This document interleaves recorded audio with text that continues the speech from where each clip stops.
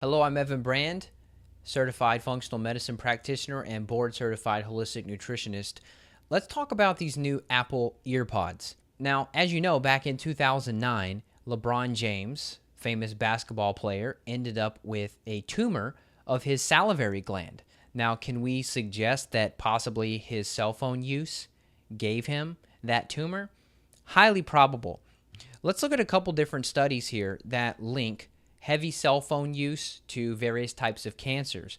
So this is a study back in '08 of Tel Aviv University, an association between heavy cell phone use and tumors of the salivary gland. A 50% increased risk for developing a tumor of the salivary gland compared to those who did not use cell phones.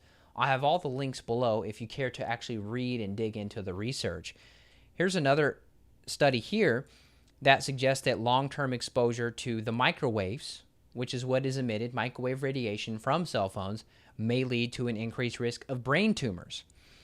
Here's another piece of research back in '08 that cell phones can lead to an increased risk of brain tumors, and this was an editorial journal of surgical neurology.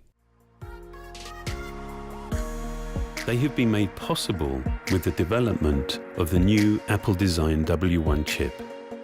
Infrared sensors detect when each AirPod is in your ear. Motion accelerometers also respond to your touch. Working with a pair of beam-forming microphones reduce external noise. You have these wireless earpods that go into the ear. To me, it looks like a Q-tip sticking out of someone's ear. It's not attractive by any means.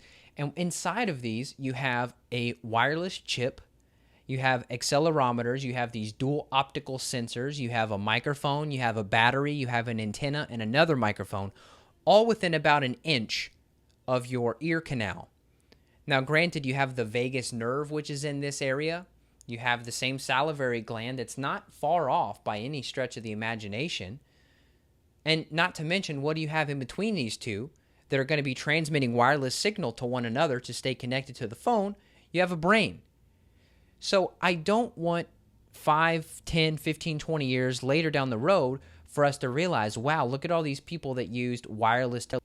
But what I am suggesting is that we need to be a little bit more cautious, and instead of just going for convenience, convenience, convenience, wow, that's sexy, there's no cords anymore, everything's wireless, we need to do some research on this and figure out what is actually happening, because we're electrical beings.